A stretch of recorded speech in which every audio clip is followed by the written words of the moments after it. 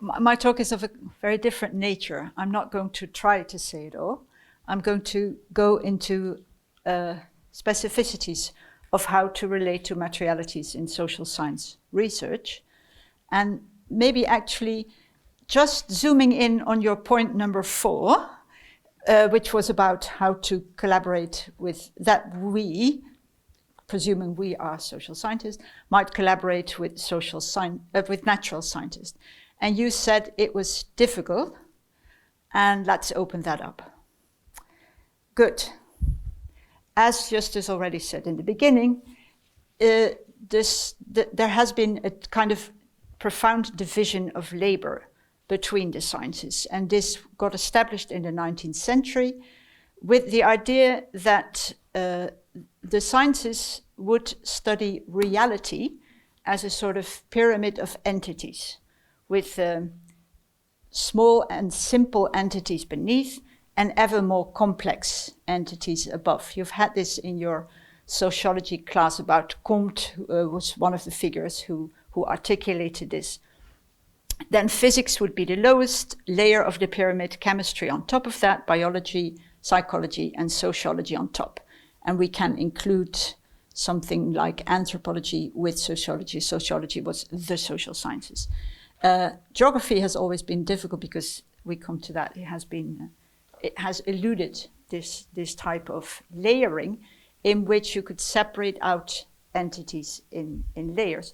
Now, one of the problems for social scientists with this kind of division of labor was that it went together with the idea that what scientists do is explain, not obvious, and what explanation is telling how the more complex emerges from the simple. So in a pyramid like this means that chemistry could be explained ideally through pointing back to the laws of physics. Biology could be explained by showing the biochemistry underneath it. And the most moot point for the social scientist, biology could each time come in and explain social relations. Now, this is what in the 20th century, the social sciences have turned against. And I indicated this with, my images, by the way, are evocative, not representative. But I try to evoke here this complex relation between the potential reductionism of social realities by biology, this whole idea that the family and its sort of hetero relations and what a woman is and what a man is, what a child is, what an adult is, that all could be explained through genetics. Now, what did the social sciences do? They pushed back biology. They said, okay, maybe you can talk about nature, we talk about culture. That was already early in the 20th century. Or you can talk about blood ties, we talk about kinship. This is what the anthropologists started to do. You can talk about sex, we talk about gender. This is what the psychologists working with patients did in the 1960s and what the feminists, or 1950s actually already, and what the feminists took up in the 60s and 70s. Or in medical sociology, okay, medics talk about disease, we talk about illness, and illness was then coined as living with a disease.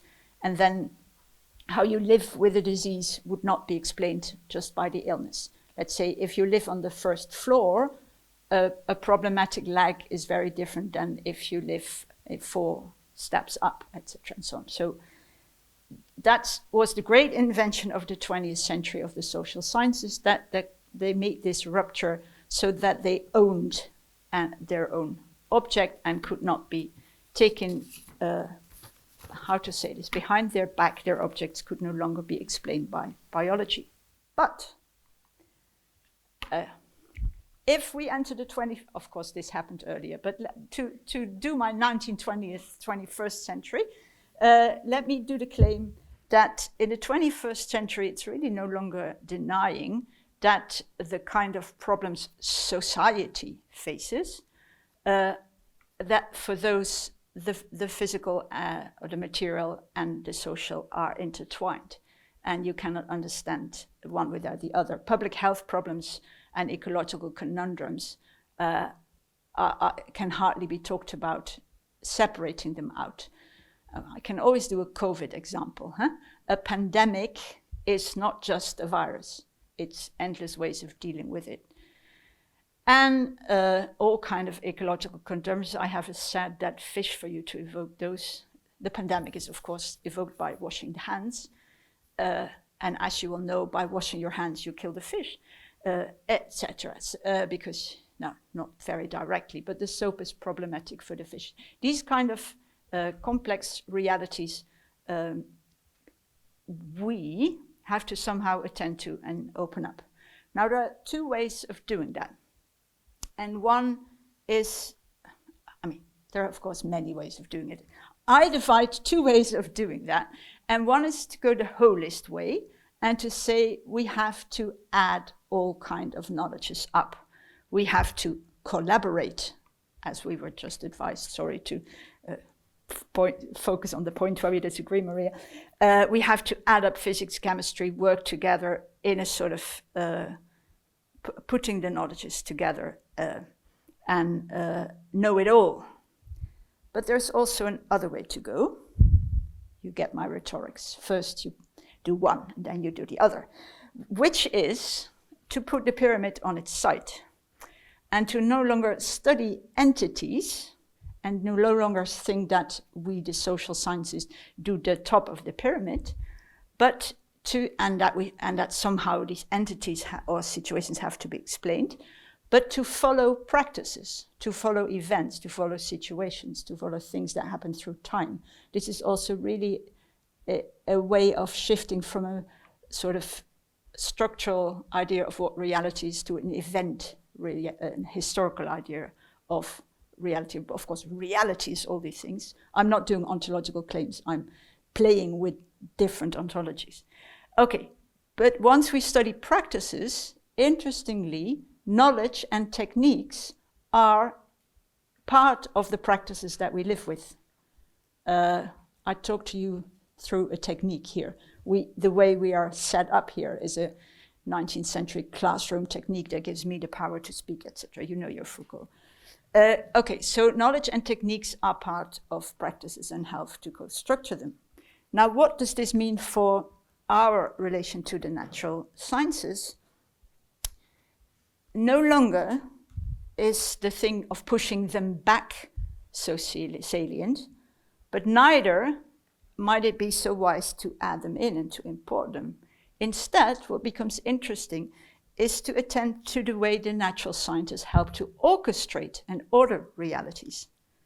So don't look at natural sciences as a reservoir of facts, but see them as a collection of techniques, as a way of dealing with the world. Doing knowledge, whether it is making or applying or teaching or whatever, is itself a socio-material practice. And I exemplify this by images this time of two ways of doing anatomy. Anatomy is the branch of biology, biomedicine, that draws lines, outlines the structural and spatial characteristics of the body, and you can see it in its the guise it had in the Rembrandt painting, where anatomy was done by how shall we call these gentlemen? Anyway, by gentlemen looking at a corpse or a dead body, and here's anatomy in a more recent guise, where a person is put into an MRE scan. I mean, this is anatomy. So anatomy is not the drawing that you see in the anatomy book. It's also that, but it's also this. So if you think of a science, you wonder what the equivalent images would be of the specific branch, sub-branch of the science you're looking at. Now, what I'll do is give you 3 little examples of what that then turns out, of how that makes a difference for us to look at science in the sciences in one way or the other. They're very simple examples. The point is not the examples, the point is how I work with them. Example 1. Overweight, itself a problematic word. It's a word that is put out there as, how to say that? If I use a word in my approach, it's not my word. It is a word that is part of social practices, if you see what I mean. So the words are always already objects of a social science that takes in materialities, not of all social science, but of the kind of way of how I would approach it. Now, there is a fact that circulates, and that says people who eat more than 2,000 kilocalories a day will gain weight. So that comes with a particular type of practice of counting. What you do with food is you measure kilocalories in the food, and then you start counting them.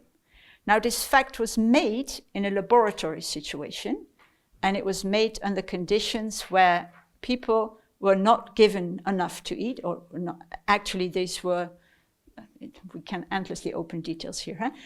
These were American men who didn't want to go into the Second World War and who were nicely experimented with. So they were made to work, and then the laboratory technicians would feed them, and they would feed them no more than 2,000 kilocalories a day. Actually, they had, of course, some got 1,500, some got a bit more. And that is the type of research that this fact depends on. Now, this fact also circulates in an app, and it circulates as advice to people who want to lose weight. And they're being told, eat no more than 2,000 kilocalories a day. That's a fact. But it's not a fact, it's a practice. If you ask me to eat no more than 2,000 kilocalories a day, you also tell me that I should relate to my food as something that I eat, rather than eat with other people, that I should eat it as calories and not as tasty or fresh or whatever else, and that I should count. And I mean, this little example comes out of research that we did, and we got all kinds of people who, how to say this, dietitians and other people who work with people who have overweight, who claimed one of the problems that you get is if you tell people to eat no more than 2,000 kilocalories a day, is that they relate to their food through counting. That is a particular type of social practice that blocks you from feeling satisfaction. So it can be, not for everybody, but it can be counterproductive.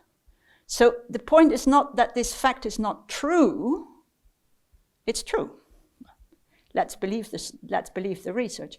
But it comes with a particular practice that can be problematic. So the social science advice or the social science technique here is not to either import the fact or to discard the fact, but to try to see what practice it helps to generate, what practice it emerges from, and what practice it helps to generate. Example 2, very different example. It's about clean and dirty water. Now, we're currently doing, sort of a small team and myself, we're doing research with engineers who have the task of cleaning wastewater.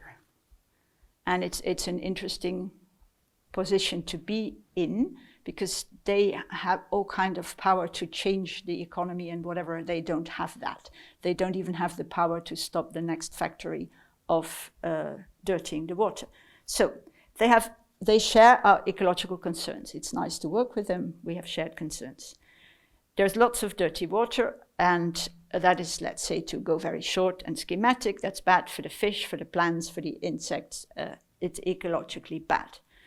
Now, one of the things that happens then, and now we import here ways in which this is currently tackled or dealt with, is that on a European level, there are all kinds of ideas of regulating water, and either obligations to clean or forbidding people to, or forbidding factories to put more dirt in the water, etc., and so on. These European regulations are the only way this ever is going to change a bit, because cleaning is costly. You can imagine without policy, cleaning cleaning the water will never happen. The very technical question then is, one of the many technical questions, there are loads of technical questions, but a lot of things happen in the technical question. So let me show you one technical question, is how do you even assess how dirty the water is? Now this is not us being critical, this is what we learned from the engineers. They have this problem, which is that most current, it is to do chemical measurements. So you can measure all kinds of things. You can imagine, you can measure the pH and the temperature and the dissolved oxygen, but you can also measure phosphate and nitrate, which are both highly problematic. Phosphate and nitrate, there are lots of them in the water, and you get algae overflow from them, which kills the fish, etc., and so on. So this is really relevant to measure that. But what you do if you measure, and one of the big advantages of doing that kind of measurement, especially if you want to do European policy, you can do the same measurement in the Netherlands as in Italy and in Bulgaria, wherever. You can just make a rule that in all the waters, the phosphate from now on should be no higher than Z. I mean, I'm not doing the numbers right now. So that sounds great because that allows for regulation. The problem with chemical measurements, however, is that you isolate all the chemicals, and that's not what the fish do. The fish and the plants, they get all these chemicals together. So what you really want to know, what you're interested in and what the whole thing is for ecological health, let's call it health. So for a good ecology. Now, okay, there's another way of measuring that, which is then you don't measure all the chemicals one by one. You measure how the cocktail of chemicals in a certain bit of water, how that affects life forms. And then ideally you want to do the local life forms. So that's already different in the north of the Netherlands than in the south, in the west or the east, let alone in the Netherlands and in Italy. So it's what you really want to know, how bad is our water for our local ecology. But if you, and you could measure that if you just had to care for your own corner as an engineer, but it's very difficult to do on a level, on a European level and for European regulation, let alone for if you say we only want to have clothing from Bangladesh if the water keeps clean. Well, how do you assess what the water is clean there? Right now it's dirty, so that's easy to see, but these kind of regulations go very well together. So the regulation logic goes much better together with the chemical logic than with bioassays, which are local. And then, of course, the engineers are trying all kind of ways of accommodating and dealing with this, etc., and so on. But what I want to bring out is really this point that just drawing on natural science is not drawing on natural science. Drawing on chemistry is very different than drawing on biology. And it will lead to different solutions, but also already to different ways of telling what the problem is. I like this example. It's very Amsterdamish. Both these photos are from Amsterdam. In Amsterdam, there are hardly any ashtrays in public space. This is a previous project we did on clean in city of Amsterdam, where this comes from. And so it struck us that there are hardly any public ashtrays, and we talked to the public health people. They don't want ashtrays in Amsterdam because, I mean, this is sort of, smoking is bad for one's health. Yes, smoking is bad, it's a fact, smoking is bad for health. And then they say, but if you have ashtrays, this is sort of a collaboration between the public health fact that smoking is bad for health and the behavior type of knowledge that they then import from psychology. If you have ashtrays, you send the message that really smoking is okay. So we've thought a long time of how we could counter that, because it's true. So our counter argument now is that if you have no ashtrays, you send the message that throwing butts on the ground is okay, because there's massive amounts of butt on the ground. So there again, you see, the point here is not truth or not truth. It's different ways of orchestrating and different ways of arranging materialities. And the materialities are important. By the way, both the ashtrays and the cigarette butts. Cigarette butts are an absolutely fascinating, if anybody here still needs a topic, cigarette butts. No, they're fascinating. Come talk to me if you want to do cigarette butts. They sort of condense the whole world. Everything is in cigarette butts. There's lots of poison in cigarette butts too, but also, anyway, let me not start on cigarette butts. Good. So to come back again, what I contrast here is holism and differentiation. Actually, the funny thing is that drawing is made by Tate Mandler, who's one of the co-authors of Maria's book. So you see, we can have all kind of faults. That drawing was made for an article that I co-authored with Anita Ardon about COVID, where we did what we call a COVID multiple, where we saw how different medical disciplines each, just in a way I said in the earlier example, each orchestrate what COVID is in a different way. Is it a lung disease? Is it something in the lungs, or is it something in the population, or is it something in the transmission between bodies, or so? And all these things lead to different ideas of how it could be tackled. So we put that out as an argument against the whole idea of holism and the idea that interdisciplinarity is a matter of integrating perspective of different scientists or integrated aspects of an object, and of finding unified concepts that you can all agree on. My bottom line argument of today is it's not a good idea to try to agree. It's much more interesting to differentiate and to see how you disagree. And that was the little drawing there, is how COVID through the microscope of COVID as an infection network, or COVID as a complaint, or COVID as the way it affects the economy, or COVID as cells, is each time different things.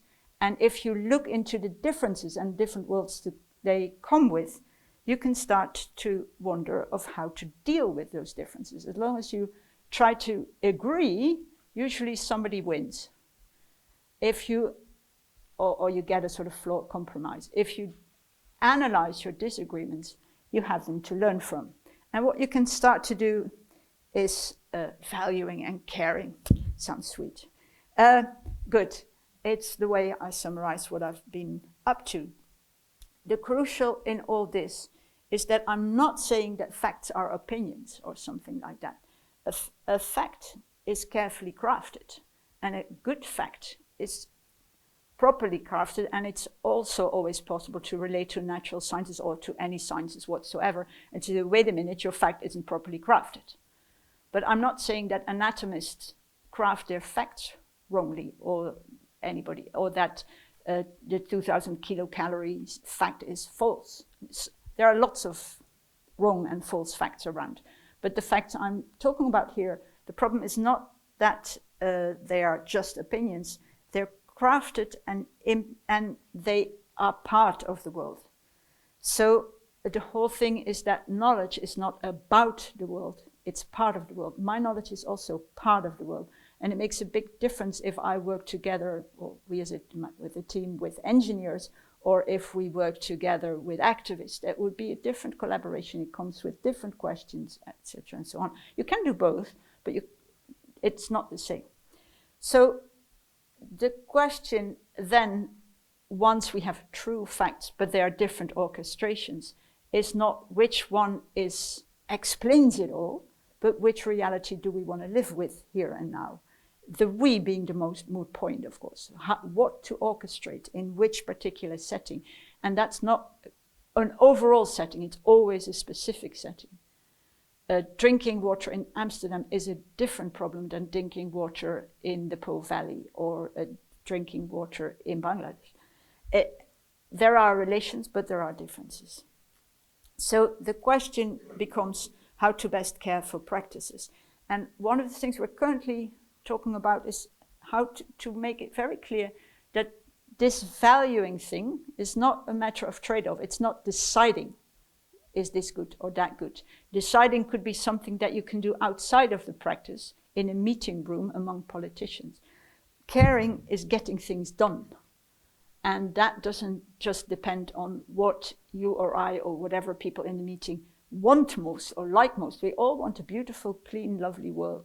Oh, well, apparently not all. Some people vote against that. But many of us may want that. But the question is how to realize things and how to get them done. So the point is not to decide, but to, let's call it tinker, to care. Thank you.